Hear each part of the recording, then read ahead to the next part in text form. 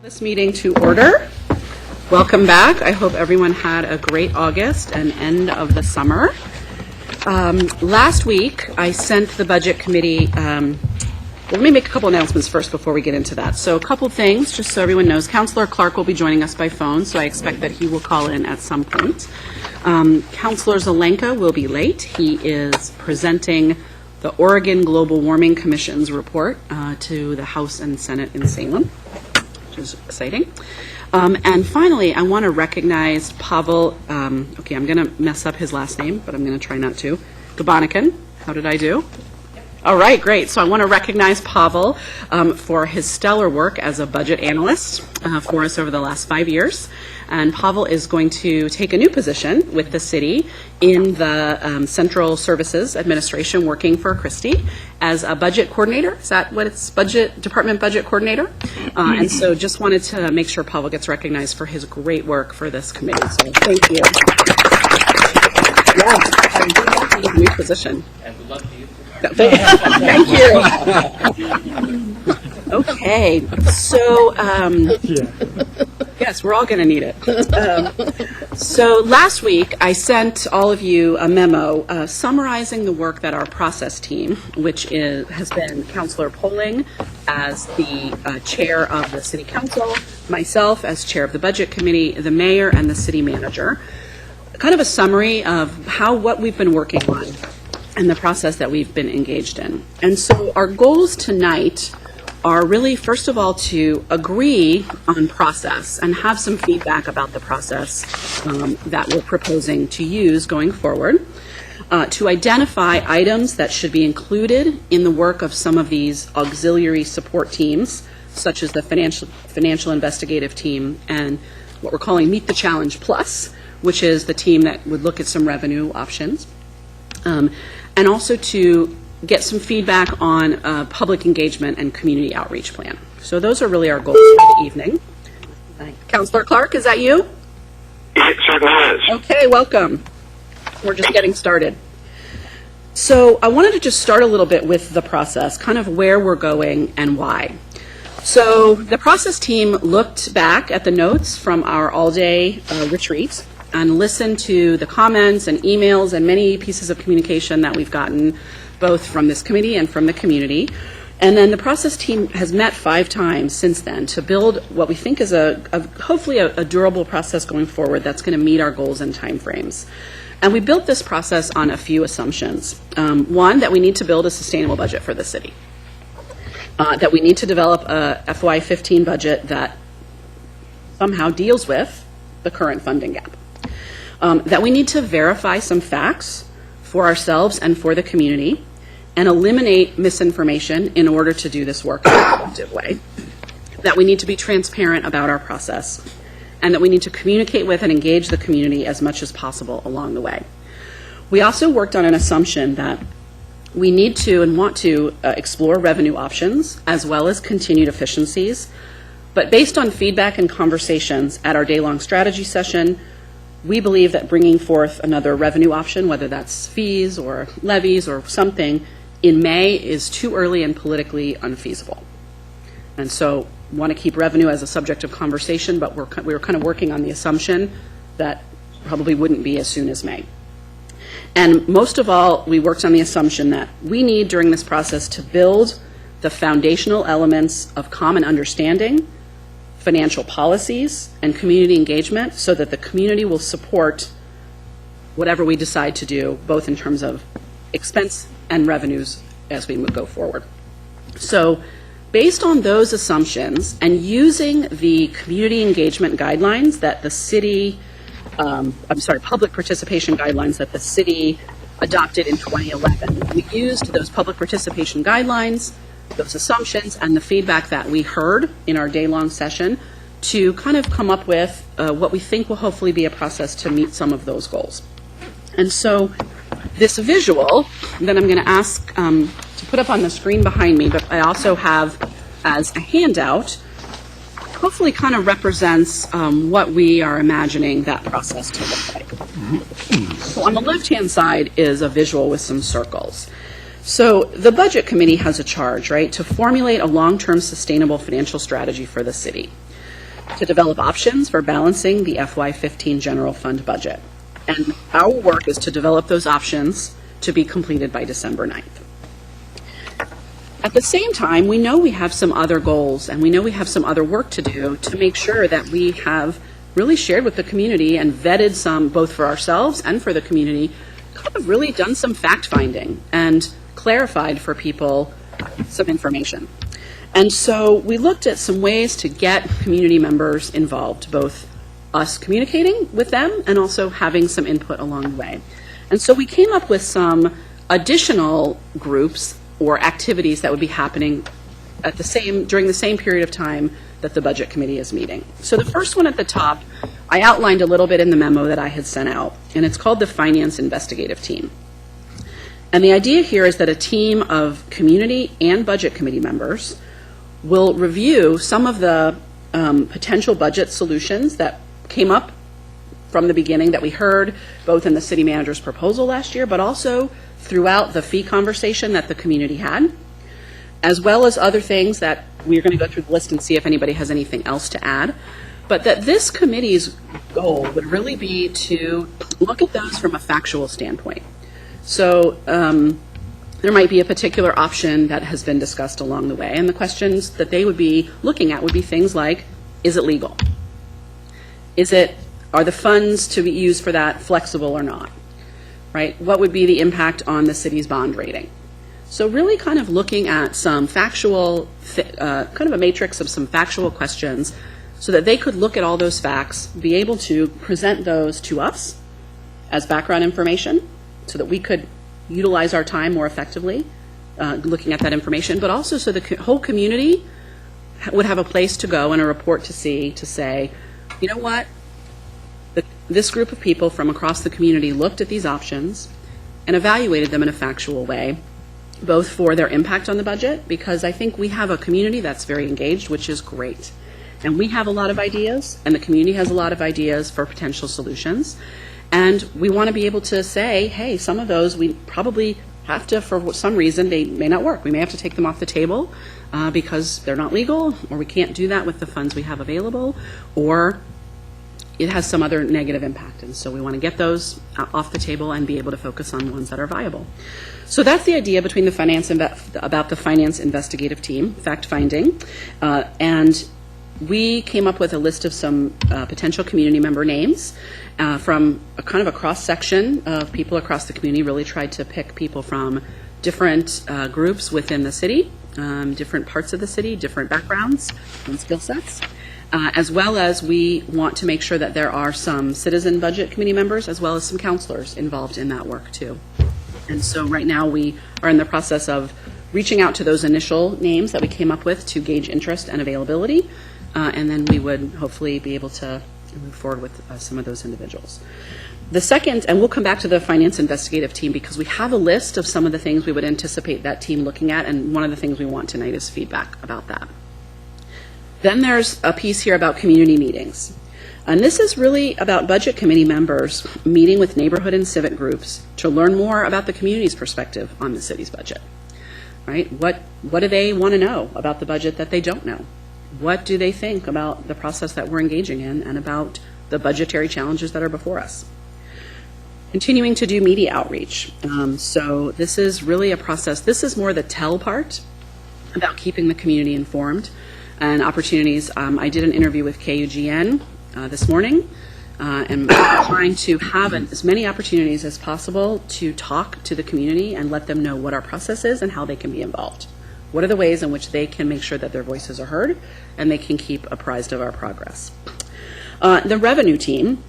So originally it was called the Meet the Challenge Task Force, and so we envision this being potentially some of those original Meet the Challenge Task Force members, as well as some additional new community members and some budget committee members, to kind of really look at what are some revenue options that we think are worth talking about and exploring further. That one would probably have a little bit of a longer time horizon if we assume that we're not doing that in May. And then obviously we'll have public hearings in January to solicit community input on the final recommendations that our committee is bringing forward. So that is an outline of the overall process in a visual way. in the packet that the staff sent out, there was also kind of a visual of the meetings and how we envisioned those budget committee meetings playing out for the rest of our time together. As you can see at the bottom, we really kind of focused on our goals being to build this common understanding plus financial policies plus community engagement so that we can really get to strategies that are going to be sound for meeting our goals for the city. And so what I was hoping we could do first was I would really like to get some feedback on, first of all, some of the things that were included in the package around community involvement in community meetings. And that I think would be a really helpful place to start, because those we're going to need to work on pretty soon. How many ward meetings do we want to have? Are there some other things we want to consider including in this plan? So in your packet, there was a description of some of the community meetings that we had anticipated having, what the format would be, what we imagined budget committee member roles to be. And so I was hoping we could go around and get some feedback on that suggested plan and see if we're missing anything, see what appetite there is for people around the table to be willing to have some, go out into your ward or another ward and meet with citizens to hear their thoughts about the city's budget. So I thought we'd start by just going around the table and seeing if there's some feedback on that. So, Chelsea, would you like to start?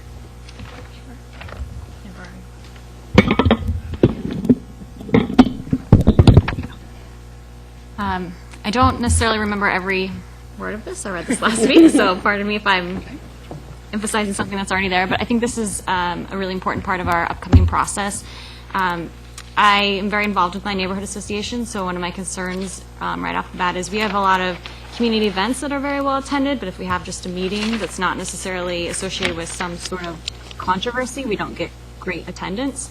So I think we just need to be thoughtful about maybe we want to combine different neighborhoods and that sort of thing. I also want to make sure that we have a clear outcome from the meetings, that we're not just talking to people and not following through with what they have given us feedback on. So just making sure that we're clear what we do with the information that we gain.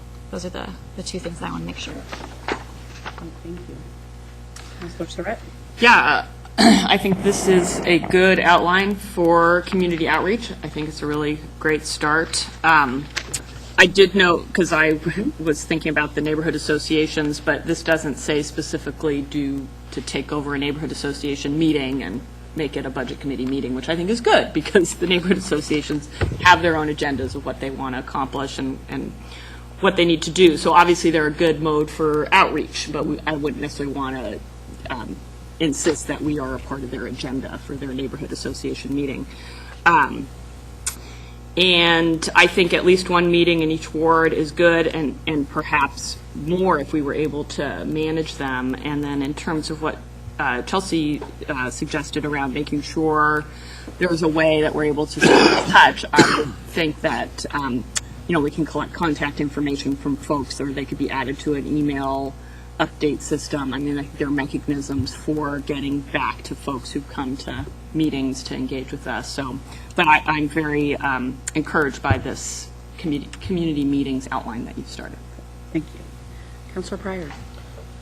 Yeah, I think Chelsea probably captured a lot of the same points that I would make. If you have a process that's similar to the process that you've always done, you'll probably get many of the outcomes that you already know about because you've heard them over and over again. How do you reach people who you don't normally reach or wouldn't normally be represented in what you're trying to learn? I know, for example, when I was out canvassing neighborhoods and knocking on doors, I heard opinions from people that I would never hear in a public meeting because they don't come to public meetings. How do you get those people to participate in a way that is meaningful and provide you truly representative information? Because I think if you hold just community meetings and you don't have some sort of a system or incentive for people to want to come, which is, something more than just a controversy, then you will get many of the points of view that you've already heard before because it will be the same people who you've always heard from before. not to say that their opinion's not valid, but it's not truly representative of an entire community. And so I think what we need to do is use this as a jumping off point, but invest as much time as we can in thinking of those mechanisms we can put in here that will create as much breadth and diversity of the opinions and perspectives that we hear from. The idea of doing it by ward, I think, is a great idea because it will, at least to some degree, insert us deeper into the neighborhoods. But if you go through just the neighborhood associations, for all the reasons Chelsea said and that my own experience has been, you won't necessarily get a really broad, deep representation of those neighborhoods and wards. So you need to come up with some sort of a system for reaching very deep into the neighborhoods, and that's going to be, I think, a real challenge because we haven't really done that well unless we have done it scientifically, and I don't think we have the money or the time to do it scientifically the way a research firm would do it. Great, thank you. Marty? To a degree, I'll just second Councilor Pryor's comments. I think neighborhood association meetings are great. I would also look at the organizations that are going to be most impacted by the type of cuts we're talking about. So some sort of functional meetings as well. You need to be a little more specific. What do you mean by functional meeting? Well, we should go to the Human Services Okay, so. Commission. We should go public safety for the fire and police. Okay.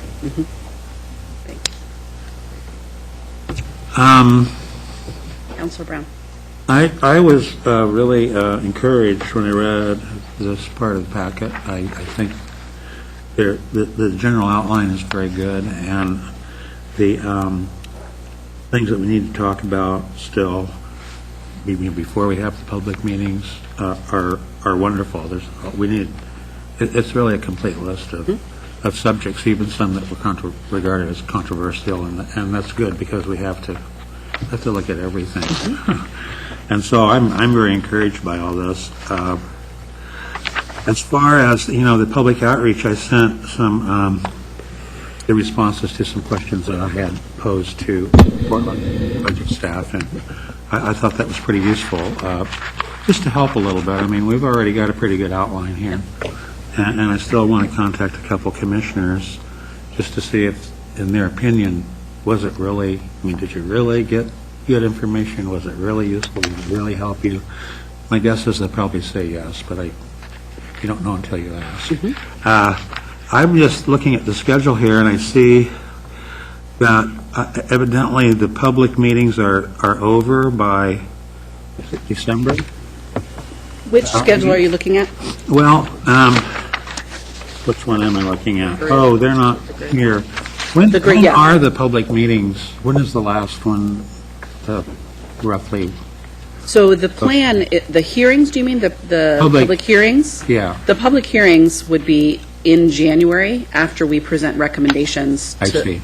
At December 9th. Yeah. Well, I just noticed that Portland conducted their public meetings later in the budget process, after they'd kind of developed, had done the projections and developed a preliminary budget. And so people were actually able to not only learn about it, but they were able to comment on what had been developed. And so, well, and my understanding is that's actually similar to this process because we would be developing our recommendations yes, good. for this process through December 9th. And so what the public would be reacting to is, as you say, exactly what our proposed budget is. And those would be when the public meetings, some would take place after.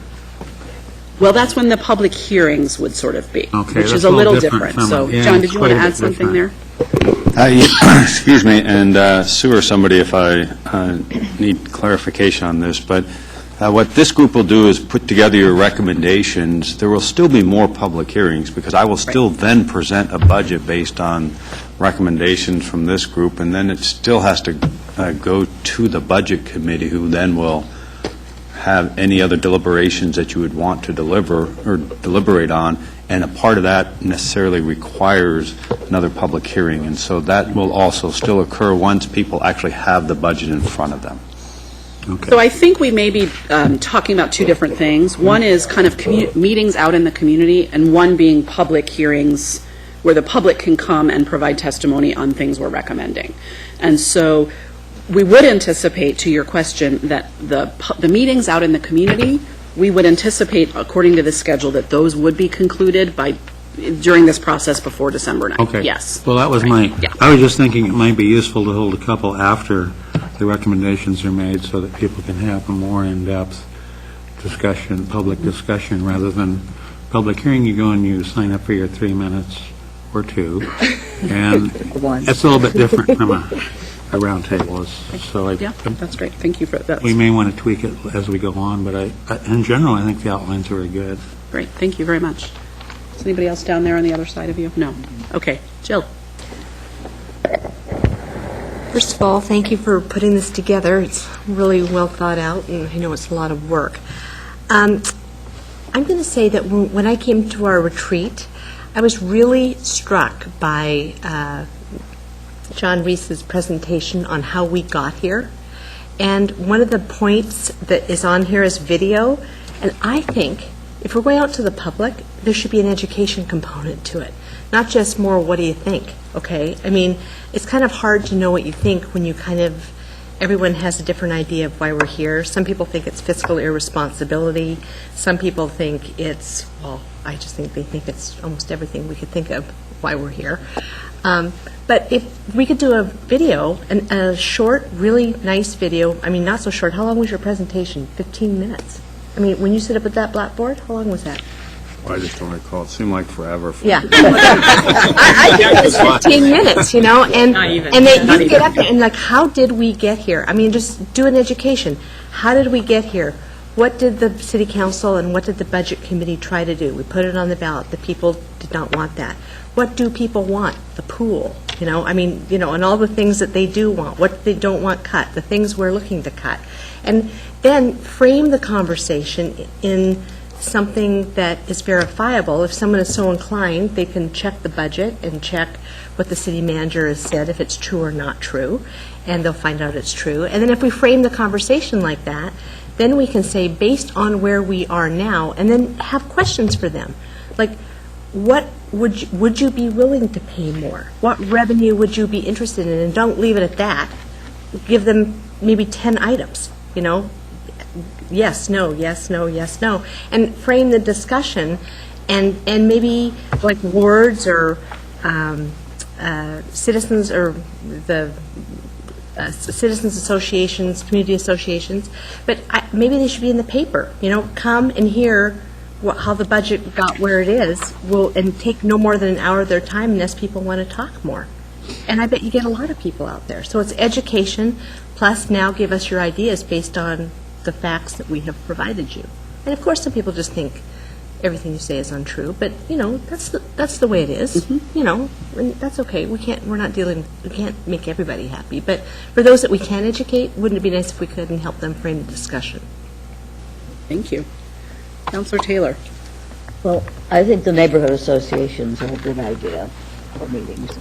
I think that people will come if there's something, as Chelsea said at the beginning, if there's something controversial, and this is controversial. Yeah. And it's affecting them. I think if we could send some of these things out, this list of things out in the neighborhood newsletter, if we could say, last year, we almost cut this, this, and this. We escaped by using one-time money. And we have to do something. What do you think we should do? I do think that the facility reserve should not be on the list because we've already decided we're using that for City Hall. So there's no point in getting sidetracked by discussing that, whether we should have done something else. Things that have already been done would just waste time. There are a lot of things we've done that maybe people wish we hadn't. But I think if we could get all the neighborhoods to put this in their newsletter, a list of things that might be cut and a list of possible sources of revenue, I still think if we had a time-limited revenue item on the ballot, it might have passed. You could also put, there may be other things besides this list that you could put on the list, but I think if they need something to think about before they come to the meeting. And I just think because they know where their neighborhood, they don't go, people don't go unless there's something they're concerned about, but sometimes 100 people show up because they are concerned. And I think that if they care, that they know where the meetings occur, and it's an organization that already exists, and I think that's the right way to do it. Thank you. Great, thank you. Will? So first, I'd like to say that I think that meeting with members of my ward at neighborhood meetings is a good idea, and that I would welcome the input from my neighbors and the general public. In looking at your plan here, I can't help but notice that the finance investigative team and the revenue team seem very similar, and I was having trouble looking over your materials, figuring out what the difference is between the two, or maybe they should be combined into one. Is it a timeline thing, like one is done and then the other one starts after the one finishes, or do we really need? It seems more complicated than it needs to be. And we can come back to that in a few minutes. Do we really need two different names, or should we just have one committee that investigates all of the options? Thank you. Ken? Also, I guess I'd like to echo, thanks for putting this together. I think there's really a lot here to build on, and offers a good, I was pretty encouraged too when I saw it in terms of what it gives us to work with going forward. I think, as we probably all do, there's a sizable amount of work for us to do here in the next 5 or 6 months, and to reach a point out here at the end of that time where we have a sustainable budget going forward, and also a balanced FY 2015 budget. We're going to need to get to a point where we're going to make some decisions. This seems to offer, I know we'll tune it up, and there are things that we'll work on here, but offers, in terms of communication with the people and reaching out with the citizens, I agree with things that have been said here. I think as many different vehicles or meeting formats as we can find that are feasible and reasonable to reach out and get diverse input and give people who are interested the opportunity to talk with us, that's a good thing. I think about, I really like the idea of having the education component, as Jill talked about, and the presentation by the city manager. I also thought was real informative, and I think that can be done in a 10 to 15 minute period, and is, I think, helpful. I see us, what I liked about this is that, thinking about what we have to do, it feels like this sets us up to work on multiple fronts, obviously, and it feels like that would be really helpful. So however it is we end up setting up the financial group or the revenue group and so on, I think working on these fronts kind of on parallel tracks and bringing it all together will give us a good chance to get this done. Finally, I'm interested and willing to work on this, whether it's going to the neighborhood groups or whatever, but I would want to say that, so I appreciate it. Thank you. Councilor Evans? Thank you, Madam Chair. I think you did an excellent job on putting together the framework for this. It was, very clear, very informative, and it's kind of helped me to think of some things in a little bit of a different context. I'm going to go back to something that Councilor Pryor said about, getting out to new constituencies or bringing folks in who haven't traditionally been part of the process. I think social media, again, as you outlined here, is a very big part. Let me take a little bit of a different take. I'm looking at a more streamlined process. I don't think we should go ward by ward. And the reason why I say that is because most people don't know what their ward is. I think that the approach should be just a little bit different. I think we should be going high school region by high school region. And the reason why I say that is because that will give us an opportunity not just to capture the neighborhood associations, but also bring in the network of parents and PTO and other interested parties that are going to be directly affected, if there are some kind of, program, cutbacks, with regard to recreation and facilities and other things that could be possible. I think that way we can get more people in, other groups of folks in, and really kind of build the connectivity in a much more focused fashion. It's easier to deal with 5 than 8, and people know where their high school region is. And so if we do that and also team up with both 4J and Bethel in terms of getting the word out and outreach to those PTOs and other related organizations and committees that are connected with the schools, I think we're going to make a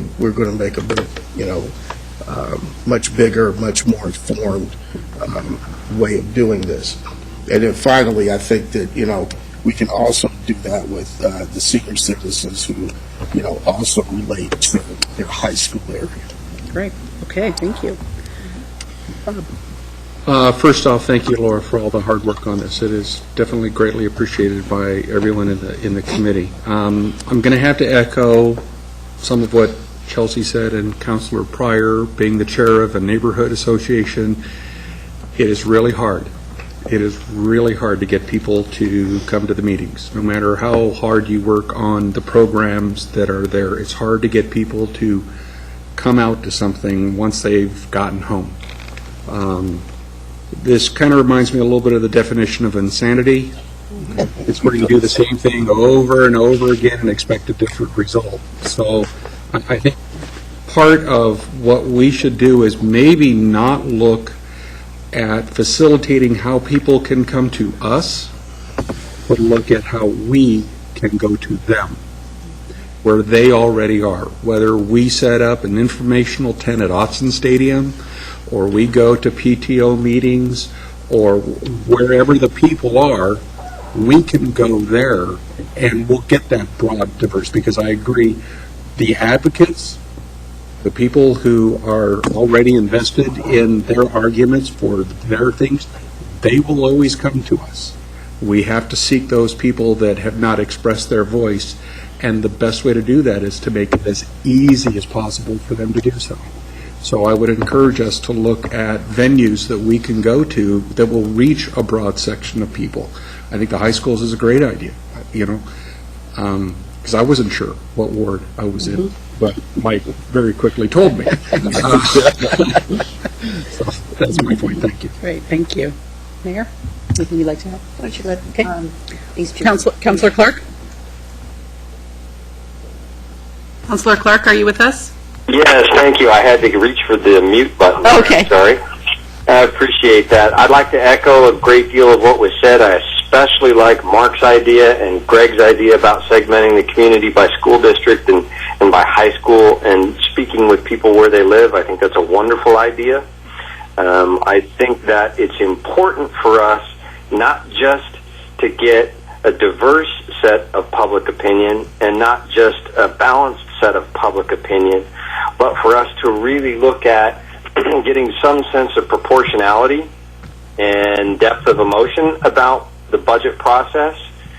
I think this last year's election results show that we may not have had the full depth of the community's pulse on that particular issue. And I think that's one of the ways where we can help better educate ourselves about this process if we're looking more deeply into the kinds of opinions that are out there. I appreciate the process that says we should be doing some form of education. I would agree to that to a point, but I'd really like to challenge my colleagues on another point, and it's this. Oftentimes there are those whose opinions or voices come through, for lack of a better word, let's call them as cynics. I would encourage my colleagues to listen to them accurately and completely rather than dismissing them, as is sometimes the case, as the voices of those who aren't fully educated about the process or our real choices.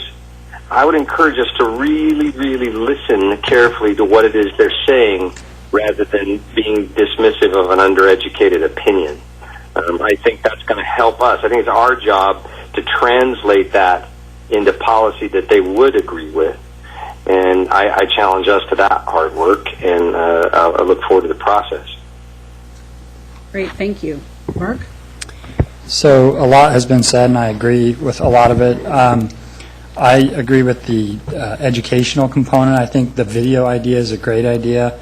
I was going to mention one place is, agree with the idea that go to where the people are already and not have more meetings for them to attend. But one thing that popped into my head, being in the northeast area of town, is, and since Sheldon Poole was out in force about, concerned about the budget last year, is talk to the swim team coaches and potentially go to the pool itself or the branch libraries, maybe an event at the downtown library, but really try and reach out, find opportunities to meet where they're already meeting. The other one I thought of was homeowners associations, other than just neighborhood associations might be an avenue.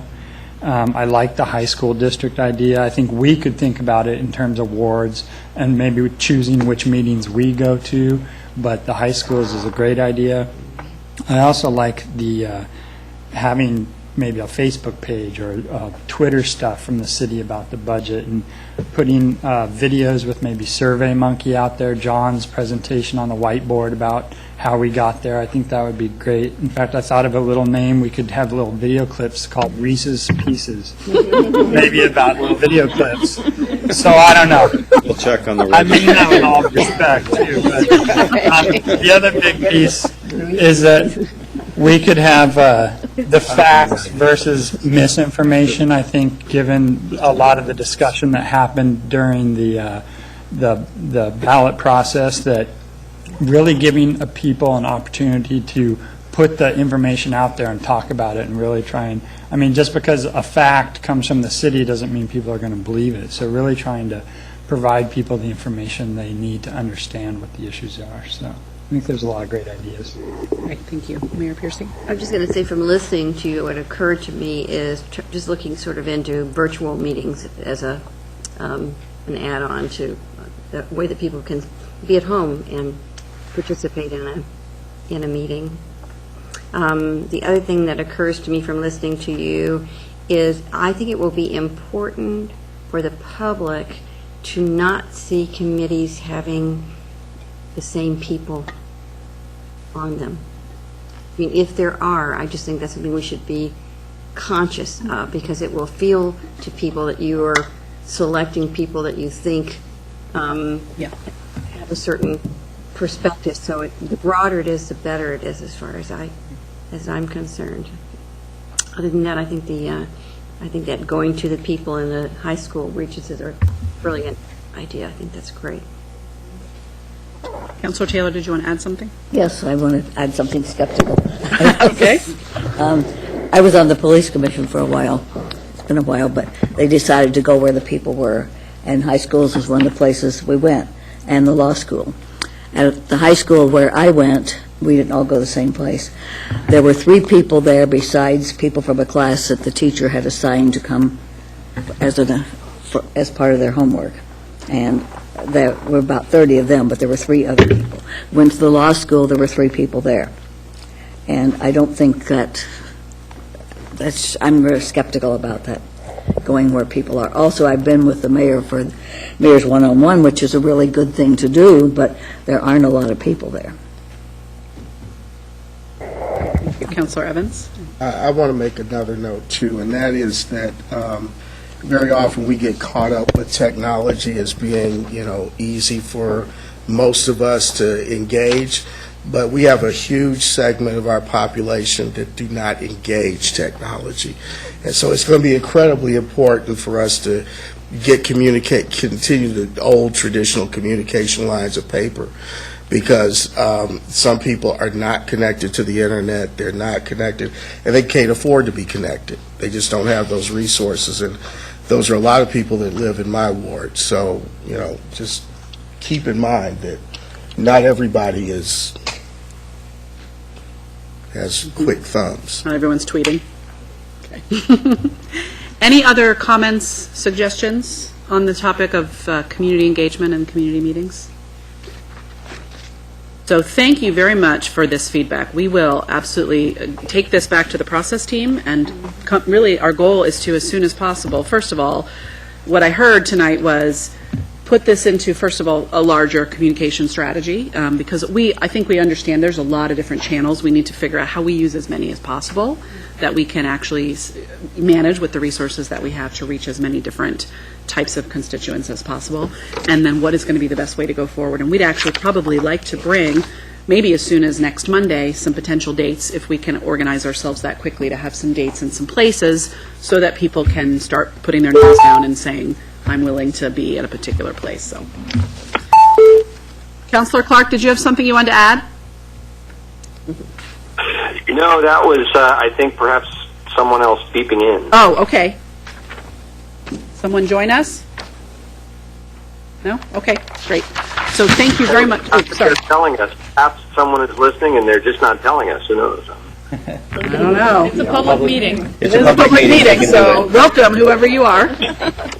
Well, while I'm off the mute button, I just want to second the motion for the Reese's Pieces. I like that. Okay, excellent. That got a lot of votes, yeah. That's good.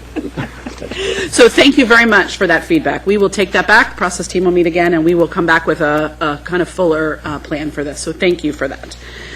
So the next thing that I was hoping we could get some feedback on, also in your packet, was some potential budget solutions that we had imagined the finance investigative team to be able to look at.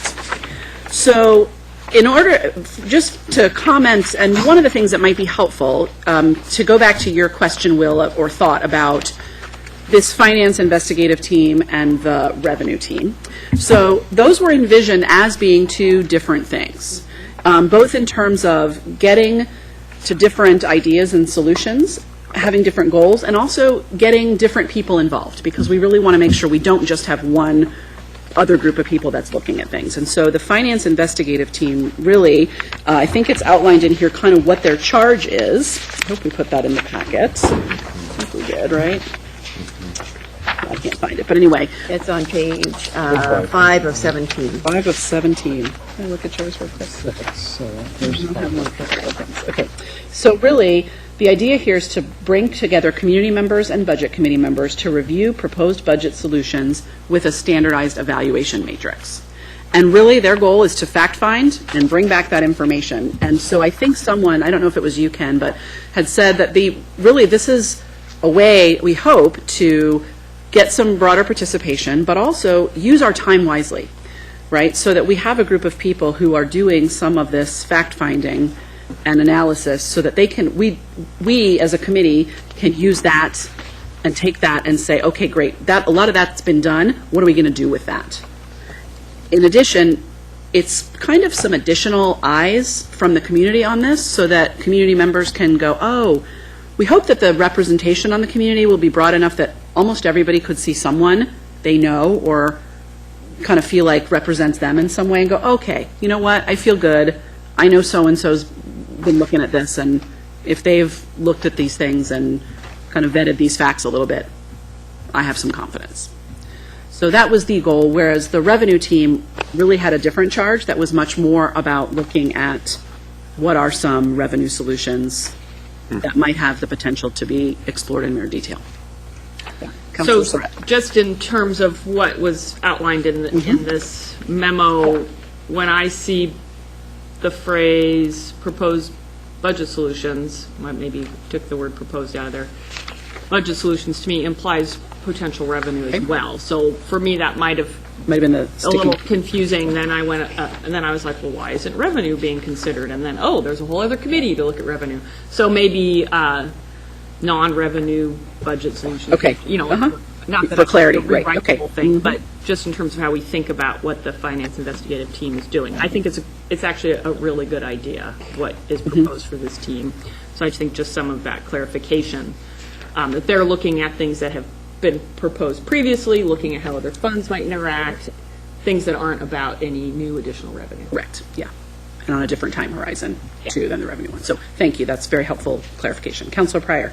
Just a quick note, you mentioned when you were talking about this, that part of their function is fact-finding. And it occurred to me that we need to expand our goal to be more than fact-finding. To me, I think it will be important that we also do belief-finding. If we consider that our community is in a certain rhythm, and where is our head at collectively, a lot of where we are is based on what we believe to be true, not necessarily what the facts are. I think in order for us to really seriously evaluate proposals and options and possibilities, they need to be able to fit into the different belief structures that exist in this city. We make decisions, we vote on elections, we do many things not based on facts, but based on what we believe to be true. You know, the articles of faith that we have in this community. I think part of what our goal for this investigative team and for even the community meetings is to not only explore what people know or don't know, but also what they believe and don't believe. If a politician says X, does the article of faith say, well, if a politician says this, you know you can't believe it. Well, then if a politician proposes this solution and you know you can't believe it, then you're wasting your time. So we need to know what are the articles of faith and let that also, along with the facts, guide us as we develop what proposals will actually fit this community. There's a million things we could do, but some of them really literally will not fit and they won't get anywhere. So it's not a fact-finding. It is, in addition to that, it's also a belief-finding exercise. Uncovering. Thank you. I think that's very helpful. Perhaps when I said fact-finding, I don't know that I agree with you very much. Yeah. I wanted to distinguish their work of fact-finding from the work of developing proposals and recommendations, which really would be the work of this body. So, yeah. Mayor Piercy. And I just think it's very important, and if we're not clear enough, we need to be clear enough, is that this group is not coming back with any recommendations. Right. This is just looking, trying to get you the truth, and then you take the truth as they found it and use it to make your decisions. So it's not, there is no intention that this body is going to come with, hey, we've looked through and this is the best deal. That's just not going to happen. Right. But you're right. It is facts and facts as they are believed to be. Right. Great. Thank you very much. Any other comments about the structure before we look at the list a little bit and get some feedback on the items that we had imagined that team to look at? Councilor Brown, did you have? Well, I'm not sure where my question or my comment belongs. It could go in either one of those groups, so maybe I'll just go ahead and... Okay, well, what I thought next, if there were no additional comments about that, was to go ahead and actually talk about this list of topics. The heading is Potential FY15 Budget Solutions for Financial Investigative Team Review. Right. And again, what we're really hoping for is to see if there's anything, if you believe that this is a good list, is there anything significant that's missing that we need to be sure we include?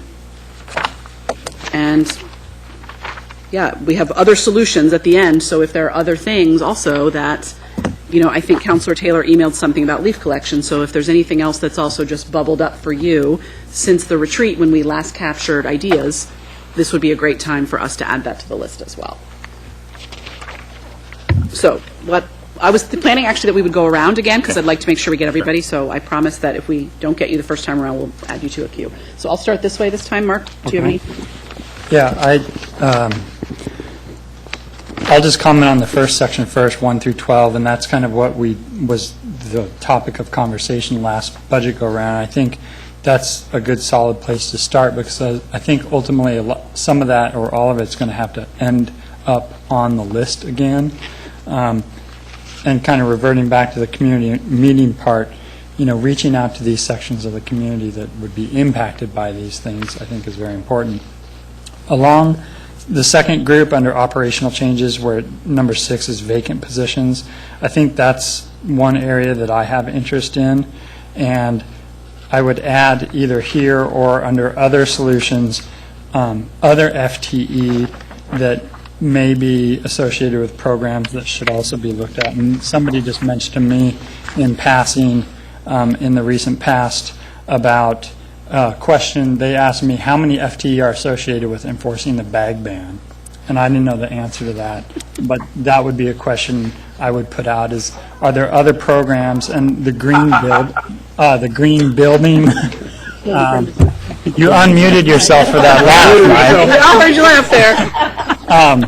But the green, I think there's a green buildings program, and so FTE associated with some of these other programs that I think the fit or this committee could weigh in terms of what's the community value in terms of cutting a pool or a library versus cutting the bag ban program or the green building program and those types of things. So that's what my input would be there. Okay, great. Thank you. Bob. I'll pass for right now, but... For right now, but you reserve the right to come back. Okay. Speak my piece. Counselor Clark. Yes, thank you. As I look at this list, I'm struck by a couple of things. One, when we get into the budget at this depth, we begin to tread a bit on the manager's prerogative for proposing things, and and how he operates the city in his from his management team perspective, and that gives me pause a little bit to do work at that depth. But it's important for us to do it and to talk about it as a community. One of the issues I see on here that I certainly don't want to give anyone pause for concern or start any kind of issue, but on operational changes, we have listed at number 4 purchasing and contracting changes, but somewhere between 80 and 90% of our city's expenditures are for personnel, and we don't talk anywhere in here about contracting with personnel and our rate of pay and the policies that surround those negotiations. Those are the purview of the manager, but that's the greatest expense, and it seems to me odd that we're not at least this, as Chris said, and I think Chris is 100% right about beliefs. We're not talking about how the citizen views how we compensate our employees, and I think that's a belief structure we ought to explore with the public as well. I'm not exactly sure how we translate that into budget policy that can be implemented under our form of government, but that's one of the, if you will, it's one of the elephants in the room I think we need to talk about with the community. Another thing that strikes me about this list is that we have one section for economic development, but economic development is only a small piece of the study or the focus on how do we expand our tax base. Economic development is part of that, but it's not the whole thing, and I would hope we would add more that talks about other ways we might expand our tax base. Great, thank you very much. Counselor Evans. Hey, I just have a couple of things that just jump out at me. Well, one thing I kind of differ with Counselor Clark on is that, I think when we start getting into the slippery slope of, talking about, personnel and labor and compensation packages, I think that we need to kind of back off of that. That is the purview of the manager. I think we're prescripted, to stick to policy and not to, micromanage it. Although it does need to have some conversation in a broader context around it. And one of the things that a lot of people grapple with is you'll hear people that will complain to us about, compensation packages and all of that. And I'm of the firm belief, you get what you pay for. And, if you pay crappy wages, a technical term, you get crappy results. You have to invest. A large part of public service is investing in, your personnel infrastructure, and so I'm very, reticent about trying to, get involved in, chopping that up. Vacant positions, I think, is something that we really need to kind of, talk to the manager about in terms of where we are with that and, what can be done with those positions that are, on the books but not filled, but to be filled. And if we, what does that look like if we don't fill some of those positions or pull those out of the budget? And then, my other big pet peeve is with user fees. I think that, what I heard loud and clear from the last round of deliberations that we had before we adopted the budget back in the summer was that, people, particularly the swim clubs and other folks, were not adverse to, raising user fees. And so that may not get us all the way where we need to go. However, I do think it's a significant part of getting us to, some semblance of where we really want to go with this in terms of revenue generation. Thank you. Ken. I think the list offers a good place for us to start. I would like to think of it as a living list, at least for the next couple of months or as we go forward, so as people think about this, there can be things added to it. I'm agreeing, I think, with generally what's been said. I've assumed, from what I've learned, that the whole area of staffing and positions and so on is kind of not under the purview of the Budget Committee. I think to the extent the council wants to take the Budget Committee there, that we could go there. I assumed we wouldn't. When I look at this list, I'm remembering, and maybe Chelsea said this, if this was maybe back in May, when I look at the proposed budget reductions, I think this is a good place to start. These are things that have been on our list for some time. They've been vetted, they've been discussed and described and so on. And I think they come from there was a larger list a year or two ago. And I'm in favor of seeing the expanded list, only for some discussion by the group. I think a lot of these other things offer good areas for us to talk about. I tend to have a bit of a judgment, so I'll be careful with it, or I'll state it as a judgment. I want to be an open committee member as we go forward.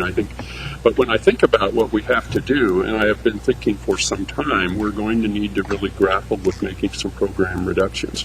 And if I'm hearing that broad new revenue initiatives are off the table, what that leaves is maybe looking at individual fees and that kind of thing. When I read this material, what I thought was good was that this revenue group might be the group that would spend time looking at fee adjustments and those sorts of things. My own opinion is that's probably not going to get us to $6 million. So I think this offers a good place for us to kind of grapple with what I think ultimately is going to be kind of the hard work, and this is a good list for us to start with. Great, thank you. Just to clarify, you said broad new revenues are off the table.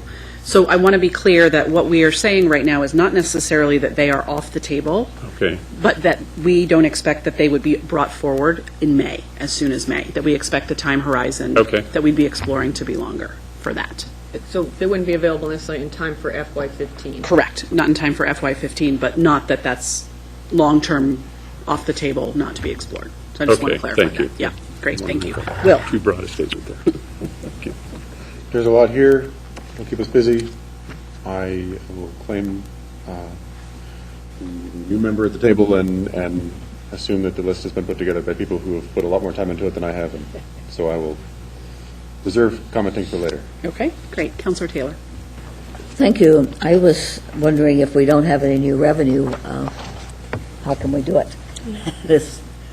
When you said, if we don't have any new revenue before next year, how can we have a budget without making some drastic cuts? The under operational changes, I think we should look at all the, it says boards and committees, boards and commissions. What ones have we added in the last 20 years, and which ones are required by law? And what could we get rid of if they're not required and if they're no longer needed? Volunteers, does that cost money? Saves money. Well, it costs money and saves money. Care and feeding. Overtime. Personnel, the council is prohibited from making comments about personnel. I don't think the citizen members of the Budget Committee have any such prohibition, do they? That's a legal question. It's my guess any citizen can make any comments they want, as far as I know. We can, Charter is about councilors can't, the according elected to our officials. If need be, Glenn could weigh in on that at some point. Yes, but, no, we could be kicked off the council, but you can't be kicked off the council. Under economic development, I think definitely we should discuss the urban renewal districts and the MUPT. And what's a city AV? Best value. What was that one? Best value. Brittany? Oh, okay. Oh, yeah, I think it was. Okay. Yeah, Like, assessed value. Oh, Property but taxes. we can't change that. How liquid are we? Yeah. And under reserves, I think as I said before, facility reserve should be off the table because we've decided to use that for City Hall, and we can't use it two places. Year-end balance, I think, is a good thing to discuss, and the reserve for revenue shortfall, and I don't know what the lapse fund is. Lapse fund was Mike Clark's idea, mirroring the county's process. Oh, okay. And other funds, I think it's really good to discuss all of these if they can be redesignated, reassigned. Telecom funds and parking fund, well, not the parking, but the fleet funds and other non-general funds. Those are things we usually don't discuss at all, but there's a lot of money there that isn't in the general fund. And I didn't see anything here about, which I suggested, an additional hotel tax. I don't see that on the list. Great, thank you. Thanks. Jill? I think the list looks like a good starting point, but I'm kind of confused. Why no revenue through May? I mean, Well, that's what we had kind of heard from the larger consensus of the group when we met earlier was not necessarily politically feasible to do as early as this coming May. Just to expand, May would be the next possible election Right. date to take something out to the voters, and I think the conversation is that it's probably not feasible to do all the work that's needed to have a chance of having something passed come May. Right. And so any revenue source at either one would require voter approval or would generally be considered to go out for voter approval to not have that available at that point. I don't think the intent on that was to be, well, we're not going to potentially increase user fees at the pool. I think that's existing revenue that you're sort of upping as opposed to a new revenue source, I think was the idea. Thank you for clarifying that. yeah, thank Does you. that make sense? That makes sense? Yeah, but if the city council voted and something didn't go out to the voters, then would that be a possible revenue source? Done before May? There are possible revenue sources that do not require voter approval that the council can implement. For example, the city service fee, the council could have just imposed that without actually voter approval if they had chosen to do that. And so those are opportunities to do that. So if other items could be considered to put on the other list, right? Because I thought the other solutions, okay, maybe other solutions could be suggested revenue sources to the city council that they would have the authority to vote on as a member. Would that be accurate? And that could be done before May. Yes, eventually the council will have to choose what they choose to consider, but okay. yes, it could. They can implement new revenue that don't require voter approval in time for May if they chose to do that. Okay, good, thank you. Yeah, thank you. Councilor Brown? I think it's a really good list, and offhand, I can't think of anything to add to it. I think it's inevitable that we look at all the stuff from FY14. I think it's worthy to go over all that again. We didn't have a lot of time to discuss each one of these, and some of them are, the things on this list, it's kind of a mixed bag. Some, it's like all or nothing. For instance, you can't have half a swimming pool open. You're either going to keep it open or you're going to close it. And the fire engine and crew, you can't say, okay, we're just going to cut one guy's position. It won't work. It's got to be all or nothing. However, some of them, maybe it could be, we could keep 3 police detectives and cut 1. Maybe the money, as I recall, it was around $900,000 a year. The money that goes to equity, human rights, neighborhoods, and sustainability, maybe that could be trimmed. Not eliminated. I don't think any of us want to see any of those programs eliminated. Maybe there could be some way to trim that. And maybe some other things here could be trimmed also, rather than cut out entirely. And so, I think we're going to get there by measures like that. 200,000 here, 300,000 there, and maybe a couple big-ticket items here and there, but it's going to take a lot of different things to get the $5 or $6 million. And I like the idea under economic development. I'd like to look at the downtown, like a quick look at the downtown urban renewal district. I think that's pretty much, everything's pretty much locked in place, and I don't think we can sunset that early like we could the riverfront district. I think all the funds are kind of dedicated. But, and there's a downside for messing with urban renewal. The downside is you lose the funds for economic investment. But the upside is we're still in a recession. There's, from the riverfront, there'd be about $2.5 million one-time fund and about $350 a year ongoing. That's, it's a part of the $6 million. And it's just going to be pieces like that. Somehow we're going to add them all up and make some cuts and maybe come up with a new revenue idea. That won't solve it all. I don't think the public has a lot of appetite for raising fees too much. And anyway, I like the list, and I think these are all really good areas to explore. Great, thank you very much. Marty? I guess a second Ken's comment, then I would like to see sort of the next tier of cuts as well. Just the longer expanded list. Longer list, and there could be attached to that information about why those aren't the recommended ones, but the staff and the public may have different opinions about that. I guess just a couple of cautions. On the FTE, it's not the only measure. Remember that the Human Services Commission cuts had zero FTE associated with them because they have zero city employees. However, in terms of employees, if you're getting the biggest bang for your buck, because a lot of those people work for $20,000 a year with no benefits. So it's just not the only measure. Overtime, I mean, that's always something that comes up. There are reasons that certain organizations use more overtime. If we're going to discuss it, let's ask those organizations, particularly police and fire, why they've adopted that model, because they often have very good reasons for it.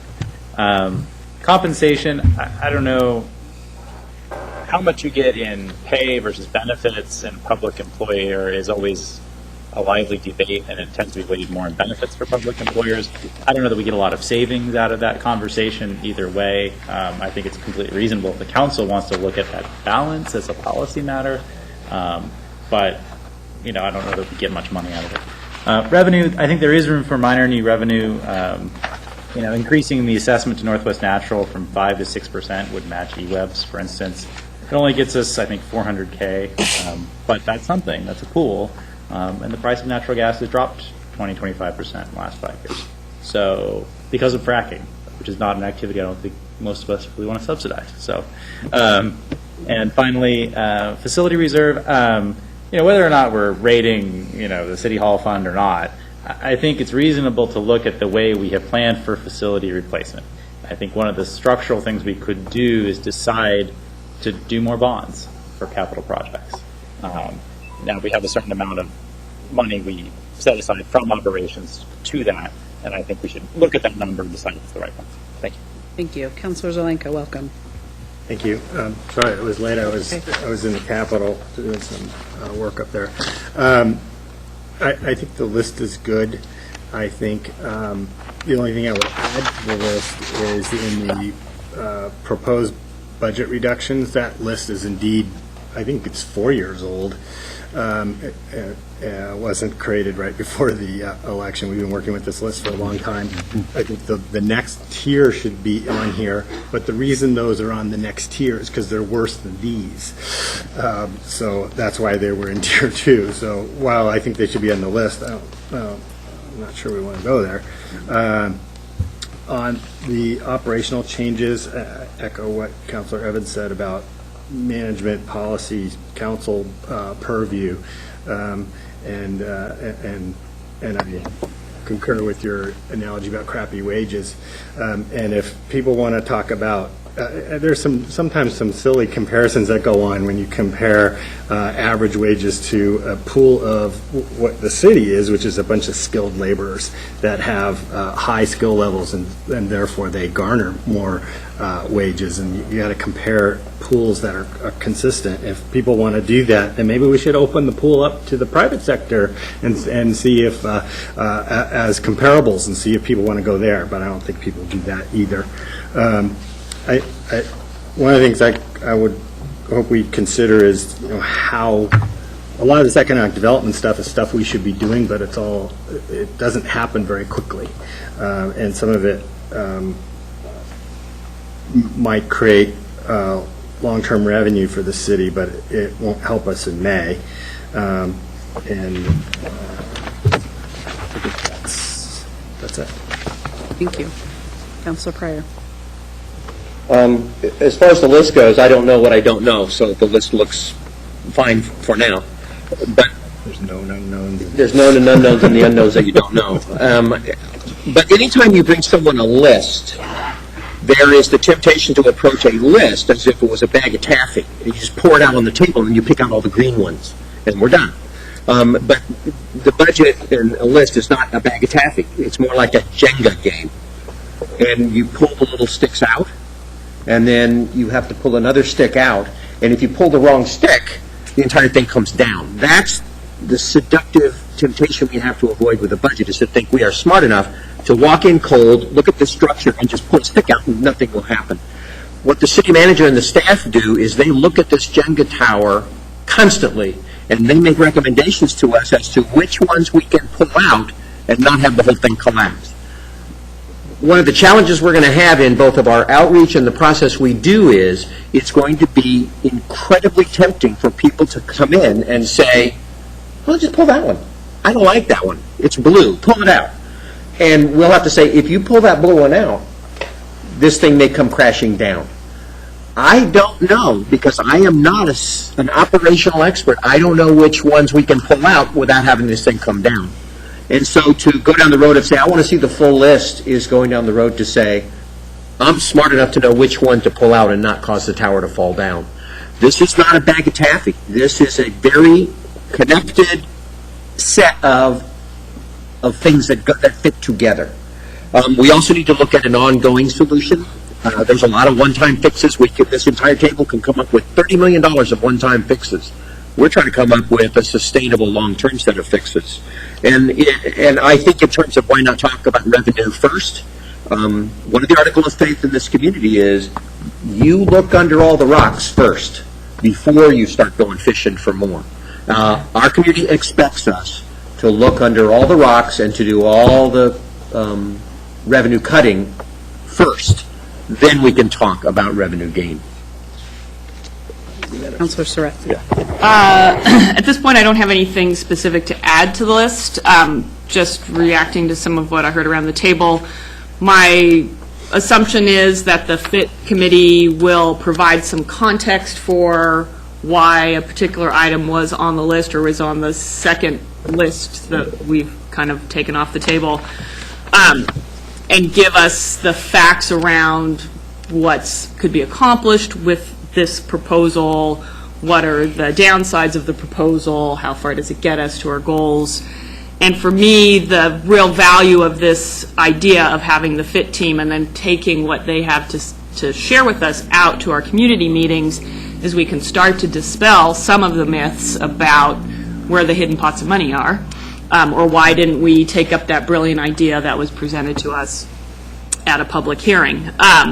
So I think that's the value of both going down to the second tier that we've taken out, that because they might make the whole thing collapse. I think people need to hear that, about why these particular 12 items on the FY14 list are still being considered, why those were put there. The city manager and his team do have reasons for those, and we haven't had a chance to really vet those reasons, partly because we were going to do it through this process. So that's what I'm really looking forward to.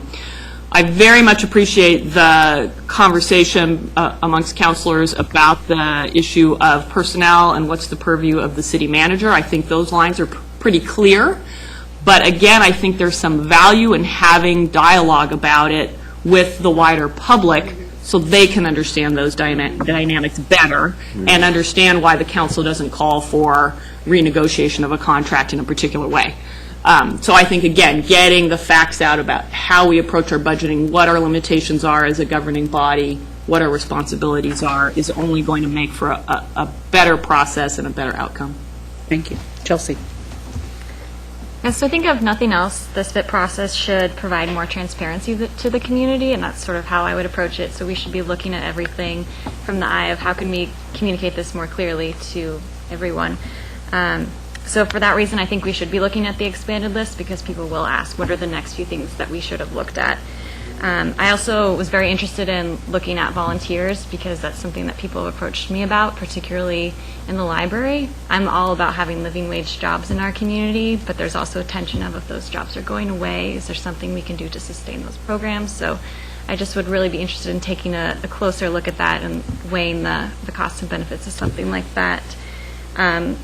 Along the same lines, I think Claire said that very well, we do need to have the broader discussion about city employee pay because I hear that all the time. And I don't think necessarily that the city official or city staff get a fair shake because we never can really defend them. So I think we need to hear the full story around that. Finally, I went to the, it was, Mary, can you help me remember the public citizen? Human rights budget. The webinar that we were all invited to. And I think my main takeaway from that was just a big reminder that we're charged with looking at the triple bottom line when we're looking at the budget. So not only the economic impact, but the environmental impact and the human rights impact. And so I think it'd be really helpful for the FIT committee to have representation from the Human Rights Commission and is the Sustainability Commission the appropriate other commission? Just someone there to help advise, to help us keep those in the back of our head. And that can also be potentially part of the matrix that they use as they evaluate these things as well. Great, thank you. Mayor Piercy. This is a little thing, but I think it's an important thing in this conversation, is most of you can look at this list and know what it's talking about. But there's a lot of the public that would look at this list and not have a clue. Correct. So I just think we have to be very careful that whenever we produce materials that are supposed to be, that we may know, that we kind of take that second eye of, would the public look at this and be able to tell what the heck we were talking about? And so, you know, RRSC is maybe obvious to us, but perhaps not to some people. And you can go down the list and look at that. So I think acrimony. Yes. I think clarity is, and every piece of paper we put out should have that lens on it. Good point. Thank you. Bob? The comments are going to be pretty much directed at my reaction, as Councilor Charette just shared from comments at the table. I love the Jenga analogy, and it is a house of cards that we're dealing with. I hear what Jill is saying. I believe also there are probably some income revenue things that we can do that can be in effect, but there is no magic pill here. It's going to take a nickel from this place and a dime from this place, and we're going to cut a little here, and we might grow a little there, and try to work through the process. So I'm encouraged by user fees and other potential revenue sources. I hear very clearly what Councilor Clark was saying about the elephant in the room. And as a private sector employer, and I know all about what Councilor Evans was saying, you get what you pay for. I think part of the perception in the community, maybe in some instances we're paying too much for some positions. I think part of the feedback that I've been getting from people is the ratio between staff and managers, exempt, non-exempt employees. And I don't think we're going to get very deep in that because that's the city manager's job. But when it's 80 to 90% of what our actual budget is, we have to take at least some kind of a cursory look at those ratios to make sure that we have living wage jobs and that the various departments that we have all agreed upon are the ones that we want to protect and keep functioning as we set our priorities and goals for the city. that we have staff there to do the actual work that we need them to do. So I'm hoping that we can get into those discussions as well. Great, thank you. So I have two more people. I'm going to ask you to be as quick as you can because we still have some minutes approval and need to get out of the room by 7. So Councilor Evans and then Jill. Speaking of elephants in the room, I want to bring up one other elephant, and I think that right now, in the position we're in, we're like most people out in the community, we're living paycheck to paycheck. And, at the same time as now we're trying to figure out how we make it to the next paycheck, I think we need to have a broader look at where we're going to be 5, 10, 15 years down the road. And that may require us to look at consolidation with other jurisdictions, maybe the possibility of spinning off certain city functions into special districts. The kinds of things like, Springfield has its park and recs in Willamette Lane, and we have it internal here. I think all of those things need to be considered because, if we don't have that long-term discussion, we are going to continue to be back here fiscal year after fiscal year after fiscal year trying to flip the cushions over to find a change that's not there. Thank you. Jill. Quick add-on, if we're thinking of doing a video or an educational component, perhaps the elephant in the living room as far as the staff and how much they cost, since this seems to be an ongoing question with the community. Maybe a little meet and greet of the staff, what they do, and again, sorry, city manager, but have the city manager explain, where Eugene lines up with other towns of our size and the type and quality of workers we have, the highly skilled level. And again, address it head on so that, again, in our educational component, that can be addressed by people in the know rather than those of us that attend those meetings and go, gee, I really don't know, right? So that would be my add-on to the video if we end up going that way. Great, thank you. So first of all, I want to say thank you all very much for this feedback. It's extremely valuable. So thank you for sharing this. We have a lot we will be able to take back and refine and bring back again. So really quick also, I have heard from some citizen members who have expressed willingness and desire to be on the financial investigative team. I did not yet hear from any city councilors, and I'm hoping that someone or two will say they would like to participate in the process. I think it will be a very important and valuable addition to the group. So if you are so inclined, please send the process team, which is, again, as I said, is myself, Councilor Poling, the mayor, and the city manager, an email and let us know that you're interested in doing that. Okay, so the final thing on our agenda tonight is approval of minutes. So minutes were sent out in your packet, and this is really just a chance to approve those. Do we need to do them individually? Can we do them as a packet? I'll just do them Good, in a packet. okay. I move approval of the packet of minutes. Second. Okay, so moved and seconded. Any discussion? Okay, so let's, all in favor of approving the minutes as drafted? Aye. Aye. Thank you.